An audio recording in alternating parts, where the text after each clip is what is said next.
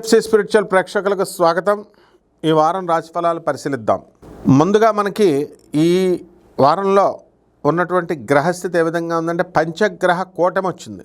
14వ తేదీ ఫిబ్రవరి 2026 సంవత్సరం నుంచి రవి మరి కుంభరాశిలోకి వచ్చాడు. రాహువు ఆల్రెడీ అక్కడ ఉన్నాడు కుంభరాశిలో. తర్వాత కుజ బుధ శుక్ర గ్రహాలన్నీ కూడా 17వ తేదీ దాటిన తర్వాత ఫిబ్రవరి 2026 సంవత్సరంలో కుంభరాశిలోకి వచ్చాడు. కేతు సింహరాశి, గురుడు మిథున రాశి, శని వక్రించి ఈ యొక్క మీనరాశిలో ఉన్నాడు. ఈ విధంగా ఉంటే మనకి ఒక్కొక్క రాశి వారికి ఎలా పనిచేస్తుంది, ఏ విధమైన ఫలితాలు ఇస్తాయి ద్వాదశ రాశుల వారికి మనం చూద్దాం.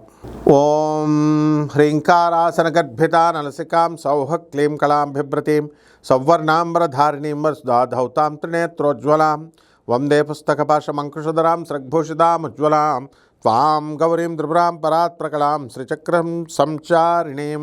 ఓం శ్రీ బెజవాడ కనకదుర్గాదేవతాయై నమః.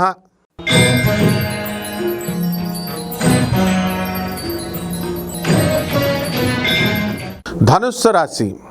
ఈ ధనుస్సు రాశి వారికి అందరికీ కూడా మనకి పంచగ్రహ కూటమి విక్రమస్థానంలో ఉన్న కారణంగా ప్రభుత్వాల నుంచి మీకు లాభాలు, సబ్సిడీలు మీకు వస్తాయి.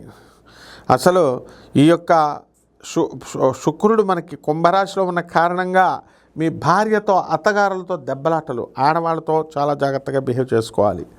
అలాగే ఈ యొక్క బుధుడు గోపి, అందువలన గోడ మీద పిల్లిలా మీ వ్యవహారం ఉంటుంది. చాలా జాగ్రత్తగా మీరు చేసుకోవాల్సినటువంటి అవసరం ఉంది. గతంలో అప్పుల బాధలు అయ్యారు. బాగా సంపాదించినటువంటి వాళ్ళు కొంత నమ్మి మోసపోవడం అనేటటువంటిది జరిగింది.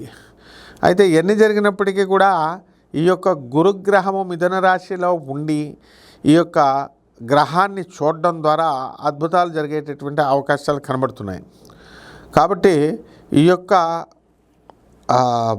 ఈ గ్రహం వలన మనకి ఈ ధనుస్సు రాశి వారికి అందరికీ కూడా రవిగ్రహ ప్రభావంగా మనకి ప్రభుత్వం నుంచి ఇళ్ళు రావడం కానీ స్థలాలు రావడం కానీ ఇలాంటివి జరుగుతాయి. అలాగే నూతనంగా ఉద్యోగాలు లేనటువంటి వాళ్ళందరికీ కూడా ఉద్యోగాలు రావడానికి అవకాశాలు అధికంగా కనబడుతున్నాయి.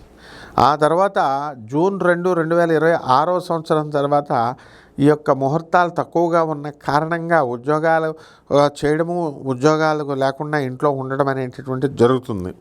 అలాగే పరిహారాల దగ్గరికి వచ్చేసరికి ధనుసు రాశి వారికి మనకి అందులో బుధ జపం చేసుకోండి, బుధ స్తోత్రాలు చదవండి. బుధుడికి కిలోంపావు పెసల్ని పసుపు రంగు వస్త్రాన్నిచ్చి పేద బ్రాహ్మణులకి శనివారం నాడు ఉదయం 8 గంటలకి దానం చేసుకోండి.